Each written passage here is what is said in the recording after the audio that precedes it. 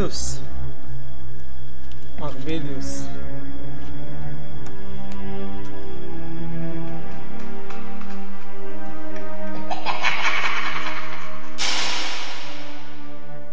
יכול להיות שלא הבנת אותנו נכון. חבל לנו עליך. מספיק שמישהו מפיץ שמועה שאתה שייך לדיאבלו ולא תמצא עבודה בשום מקום. יש לנו מספיק עדויות כדי להושיב אותך לפחות 5 שנים בכלא. ואני אשב בכלא בגלל שמועות?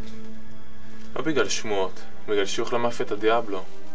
מרביליוס, יש לך פה קייס רציני, אבל יש לך הזדמנות להציל את עצמך.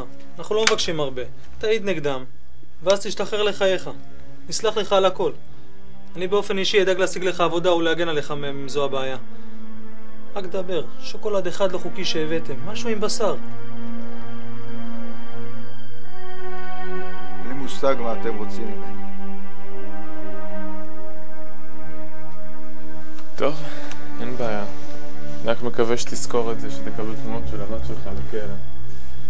טוב, יאללה, בוא, בינתיים אתה משוחרר. אם אתה מתחרט, תודה שאנחנו פה. מה, זהו? שום הצלפות? שום כיסא חשמלי? אתה מעצר? לא, אל תתגעגע לפה יותר מדי, אתה תראה אותנו בקרוב מאוד. יאללה, בוא.